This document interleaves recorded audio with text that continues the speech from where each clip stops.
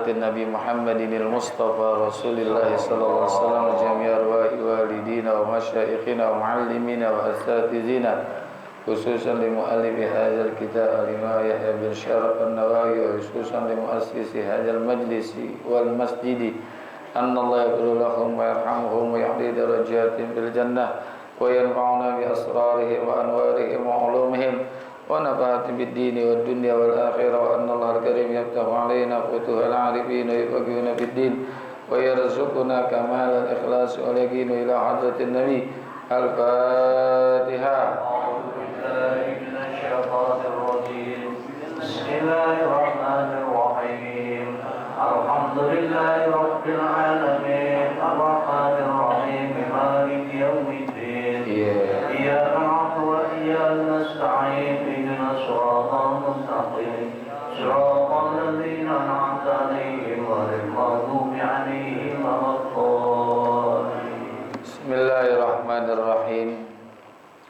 Alhamdulillahi Rabbil Alamin wassalatu wassalamu ala sayyidina wa maulana Muhammadin wa ala alihi wa sahbihi ajma'in amma ba'du. Yang sama-sama kita hormati dan kita muliakan guru kita Bapak Kiai Haji Dr. Andes Muhammad Ja'far, Kiai Haji Farah Burqan, Kiai Haji Abdul Hamid Mustafa Al-Hafiz dan segenap pengurus Masjid Jami' Babur Rahim, benar ya? Ustaz Suwarno dan juga pengurus Majelis Taklim Ukhuwah Islamiyah, para jamaah, bapak-bapak, ibu-ibu, hadirin hadirat yang semoga kita semua dirahmati Allah Subhanahu wa taala. Alhamdulillah di pagi hari ini Allah masih memberikan kepada kita nikmat Islam, iman, hidayah, sehat, afiat.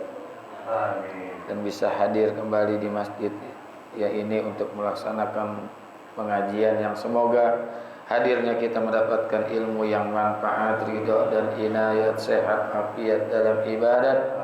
Allah berikan kita selamat dari alam dunia sampai alam akhirat. Amin ya rabbal alamin. Masih hadis yang ke-22 masih berkaitan tentang iza sholaitul maktubat, apabila aku melakukan sholat fardu. Sholat itu ada isyarat-isyaratnya ya. Dan ternyata sholat itu bukan hanya diperintah untuk Rasulullah dan kepada umatnya, tapi juga nabi-nabi yang terdahulu pun melakukan sholat juga. Ada sholatnya Nabi Adam, Nabi Adam itu sholatnya sholat zuhur ya, Nabi Adam itu melakukan sholatnya sholat zuhur beliau. Jadi zuhur aja gitu. Yang empatnya enggak zuhur. Jadi Nabi Adam alaihissalam melakukan sholatnya sholat zuhur. Bahkan puasa pun ada perintah kepada Nabi Adam. Puasa namanya yaumul bid, puasa putih. Nah, Nabi Adam diturunkan ke bumi ya apa hitam gitu. Nah, makanya supaya putih puasa yaumul bid ya. Jadi ada Nabi Adam itu sholatnya sholat apa tadi? Sholat subuh. Ada Nabi Daud itu sholatnya sholat zuhur dia. Jadi subuh dulu kemudian zuhur. Termasuk juga sholat asar itu sholatnya Nabi Sulaiman ya, Nabi Sulaiman alaihissalam. Ada sholat maghrib, sholatnya Nabi Yakub. Ada sholat isya, itu sholatnya Nabi Yunus. Nah, Rasulullah beserta umatnya ini mengumpulkan seluruh sholat, mengumpulkan seluruh sholat dari mulai subuh, zuhur, asar, maghrib, isya. Jadi ada perintah-perintah sholat juga untuk seluruh nabi. Jadi antara yang 5 tadi. Kan dalam Al-Quran wa auhayna ila Musa wa akhihi antabu'a ya. Di masa itu di belakangnya wa aqimus sholata wa basyiril mu'minin. Nabi Musa juga ada perintah sholat. Jadi sholat itu merupakan kumpulan daripada ibadah-ibadah nabi-nabi yang terdahulu. Termasuk juga ada isyaratnya malaikat itu Allah ciptakan punya sayap itu beda-beda. Ada yang sayapnya 2, ada yang sayapnya 3, ada yang sayapnya 4. Maka kita diperintahkan sholat itu untuk mendapatkan keberkahan tasbihnya para malaikat. Nahnu nusabbihu wa nuqaddisulah. Kan itu kan tasbihnya para malaikat. Karena ada yang diciptakan oleh Allah 2 sayap, 3 sayap, ada yang 4 sayap. Jadi banyak lagi lah hikmah-hikmahnya. Wa sumtu ramadana, dan aku melakukan puasa Ramadan. Enggak disebut syahrunya pun enggak apa-apa. Wa sumtu ramadana, dan aku melakukan puasa Ramadan.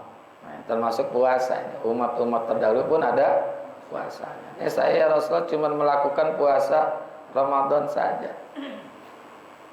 Dan di dalam Ramadan itu ada nama-namanya. Kenapa dinamakan Ramadan? Ada yang mengatakan diambil kata armada. Itu adalah batu yang sangat panas. Panas. Atau maknanya pembakaran, karena biasanya orang-orang Arab itu melakukan puasa pada musim panas sehingga membakar, melebur dosa-dosa. Maka disebut Ramadan, ya. Ramadan. Nah, alhamdulillah kemarin kita sudah melakukan puasa Ramadan. Nanti ada puasa yang sampai 30, ada yang sampai 29 hari. Jangan sampai 31 kebanyakan. Karena dalam hitungan Hijriah itu tanggalan antara 29 30. Enggak ada 28, enggak ada 31. Nah, mana yang lebih afdal, apakah puasa dengan cara ru'yat apa dengan cara hisab? Dua-duanya bagus. Ya. Tapi kalau menurut hadis Rasulullah, sumu li ru'yatikum, puasalah karena ru'yah. Ru'yah. Ya, ru'yah itu melihat bulan. Ya. Berapa derajat? Ya, itu nanti ahlinya lah yang tahu. Ada juga puasa dengan hisab. Hisab itu hitungan. Orang banyak mengatakan hisab itu, maaf ya, kan ada 2 organisasi besar nih, NU, Muhammadiyah. Orang menyebut hisab itu adalah Muhammadiyah. Enggak, NU itu awalnya pakai hisab. Ya. Jadi NU pakai hisab, Muhammadiyah juga pakai hisab. Ya, Muhammadiyah pakai ru'yah, NU juga pakai ru'yah. Berbeda-beda kok waktunya, nggak apa-apa, nggak salah, karena kan tergantung daripada hisabnya mereka, ru'yahnya mereka. Yang salah yang kagak puasa. Yang puasa tahu duluan diomelin, puasa belakangan disalahin. Yang nggak puasa, nah, kalau kita kan tinggal ikut aja. Mau ikut mana nih? Mau ikut ru'yah boleh, mau ikut hisab juga boleh. Ustaz Thohir itu ahli hisab dia.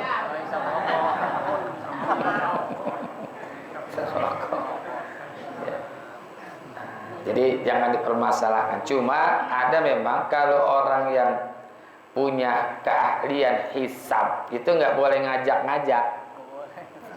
Ayo puasa ikutin gua, nggak boleh. Tapi kalau diikuti boleh. Diikuti boleh. Ya kalau kita kan nggak punya kedua ahli ini, nggak ngikut kan, nggak punya ahli dua-duanya, ruqyah kagak, hisab juga. Dan ngelihat bulan kalau udah tanggal 15 baru kelihatan bulan.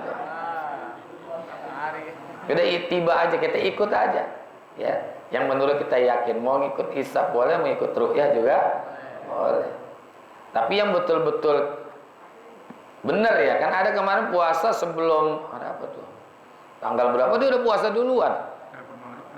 Hah? Iya. Ada yang pakai nelpon malaikat dulu, malaikat Allah gitu, Allah nelpon wes.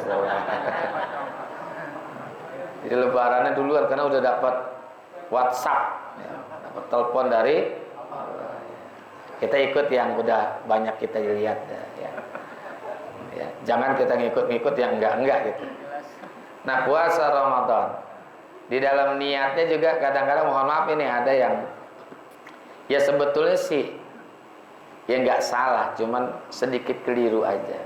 Kan ada orang nawaitu sauma, nah, ya sauma godin an adai fardhi syahri ramadhana.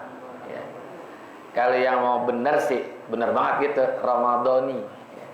Ya dua-duanya benar sih, tapi yang paling benar adalah ramadhani. Oh kayak kita asing amat ramadhani.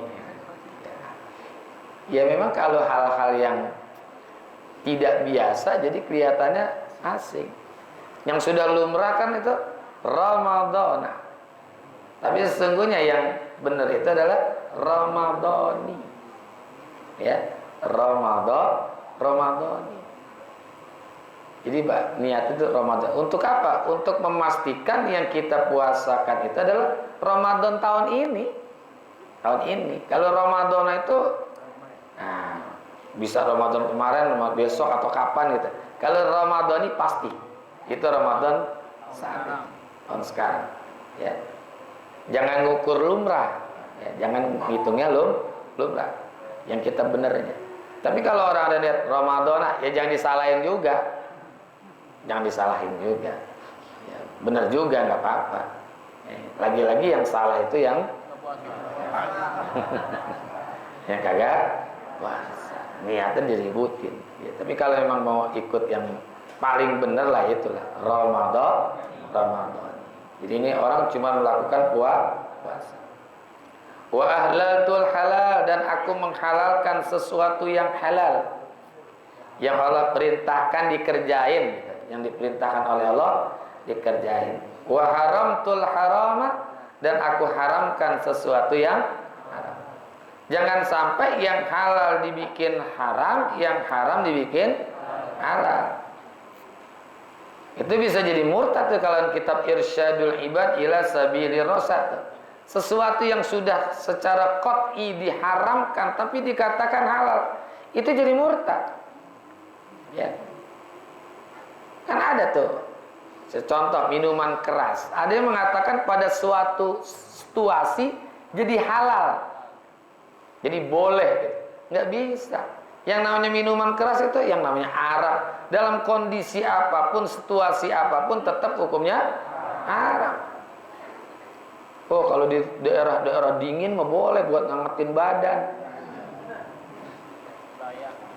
Yang ngangetin badan tempat dinginnya deketinnya kompor. Apa segala gituan. Kalau dalam kondisi sakit tetap hukumnya haram. Itu dalam urusan arak nih ya. Walaupun untuk obat itu hukumnya tetap haram. Kalau untuk obat babi boleh, babi. Kalau terpaksa banget ini ya. Wa ini turra ghairu bagin wala adid. Itu dibolehkan daging babi. Kalau memang kalau menurut dokter enggak ada obatnya lagi nih, kecuali daging ini. Ya. Bahkan bekas babinya itu enggak usah dicuci. Kalau memang untuk obat tuh. Bekas di bibir kan ada daging babi tuh. Nah itu masih dibolehkan karena dalam kondisi sangat-sangat terpaksa. Tapi kalau urusan arak dalam kondisi apapun, situasi apapun, tetap hukumnya haram. Mau untuk obat sekalipun, ya. Nah itu nggak boleh tuh. Meskipun minumnya cuma seloki, ya. Seloki 2 loki, tapi setiap hari untuk obatnya tetap nggak bisa. Nah, nggak boleh kita. Yang haram tidak boleh dihalalkan, yang halal tidak boleh. Nah, jadi murtad hukumnya. Nah, ini ada orang melakukan apa yang diperintah, meninggalkan apa yang dilarang. Walam azid ala zalika syai'a, dan aku tidak menambahkan sedikit pun dari hal tersebut. Salatnya cuma salat fardu, puasanya pola puasa fardu, udah nggak nambah-nambahin yang lain. Adkhulul jannata, apakah aku bisa masuk surga? Jawaban Nabi qala na'am, ya bisa masuk surga. Itu kerjaan gitu doang. Tapi ini lagi-lagi yang saya sebutkan pada ahad yang lalu, ini kerjaan sesuai bandrol, nggak ada tambahan-tambahannya. Ya, Sholatnya cuma sholat 5 waktu, puasanya puasa Ramadan. Pokoknya dia tinggalin yang haram, dia kerjain yang halal. Udah, nggak ada tambahan. Bisa masuk surga? Bisa. Bisa. Tapi nanti ada landasan lagi, harus dilakukan dengan ikhlas. Ya, harus dengan ikhlas. Karena landasan ibadah itu diterima, itu salah satunya adalah dengan ikhlas. Kalau dosa ikhlas boleh nggak? Kalau dosa nggak perlu ikhlas. Nyolong, mencuri, zina, nggak perlu ikhlas, nggak perlu enggak. Gue zina sebenarnya nggak ikhlas banget tadi itu, nggak perlu. Pokoknya ikhlas itu hanya untuk dalam hal yang baik-baik. Nabi jawabnya qala na'am. Ya, Nabi kasih kabar gembira. Ya, ngasih kabar gembira. Ini jawaban Rasulullah buat orang-orang yang level ibadahnya masih di bawah. Di bawah. Tapi nanti kalau untuk Sayyidina Abu Bakar, Sayyidina Umar, Sayyidina Utsman, Sayyidina Ali, ya nggak gini. Lain lagi. Ya makanya metodologi dakwahnya Rasulullah kan luar biasa, beda. Ini buat orang-orang yang awam ini, udah masuk surga. Kalau kata Nabi, ya segitu doang, aku masuk surga. Ya berhenti dia sembahyang udah. Berhenti dah. Masuk surga cuma sholat fardu doang. Ya. Enggak, ini jawaban buat orang-orang yang level ibadahnya di bawah. Ya, kayak kita dikasih gembira, udah masuk surga udah gitu. Jadi semakin ada motivasi untuk melakukan yang baik. Nanti bisa dalam situasi yang lain dikasih tambahan oleh Rasulullah. Bisa jadi begitu kan, kita nggak baca hadis yang lain. Dia ngelihat ibadah yang lain, lihat sahabat, oh dia habis sholat fardu ada sholat ba'diyahnya, sebelum sholat fardu ada sholat qobliyahnya, ada rawatib namanya. Dia bisa ditambahkan. Ya, ini kan jawaban buat orang-orang awam lah, level ibadahnya masih di bawah. Itulah Rasulullah, cara dakwanya luar biasa. Ya, termasuk buat anak-anak. Ya, kan ada buku judulnya Abnaul Muslimin wa Kaifa Rabbahum Nabiyul Amin. Jadi Nabi didik anak-anak gimana, cara dakwah kepada anak-anak beda-beda, nggak disamakan tata cara dakwahnya. Wa makna haramtul harama istanabtu, dan yang dimaksud dengan aku haramkan yang haram, aku jauhkan tuh yang haram. Wa makna ahlaltul halala fa'altuhu mu'taqidan hillah, dan maksud daripada aku halalkan yang halal, aku lakukan secara yakin karena kehalalannya. Sampai dalam masalah bertanya saja, itu para sahabat beda. Kalau sahabat-sahabat lain nanya kepada Nabi, minta kepada Nabi, ya Rasulullah dullani ala amalin yudkhilinil jannata. Ya Rasulullah, tunjukkan kepada saya, kepadaku kerjaan yang bikin saya masuk surga. Ini pertanyaan umum nih. Ya, kerjaan apa sih yang bikin masuk surga, gitu kan? Itu pertanyaan, tapi Sayyidina Huzaifah ibnul Yamani, ya Rasulullah dullani ala amalin yudkhilinil nar. Ya Rasulullah, tunjukkan kepada saya kerjaan-kerjaan yang bikin saya masuk neraka, yang supaya dia masuk neraka gitu. Ketika disebutkan oleh Rasul, bukan dia pengen kerja, dia pengen ditinggalin gitu. Jadi kerjaan-kerjaan, amalan-amalan yang bikin masuk neraka. Sehingga ketika disebutkan oleh Rasul, dipaparkan ini, bukan dia kelakukan, tapi justru dia tinggalin gitu. Jadi beda-beda level pertanyaannya pun, para sahabat beda-beda. Sebetulnya Pak Ibnu Yamani tinggi pertanyaannya. Ya, justru pengen dikasih tahu oleh Rasul amalan-amalan yang bikin masuk neraka. Sahabat yang lain amalan-amalan yang bikin masuk surga. Gitu ya. Itu pertanyaan-pertanyaannya saja sudah berbeda. Dah, wallahu a'lam bissawab wa ilaihil marji'u wal ma'ab. Nanti yang ke-23. Terima kasih, hadanallahu wa yakum ajma'in. Wassalamualaikum warahmatullahi wabarakatuh.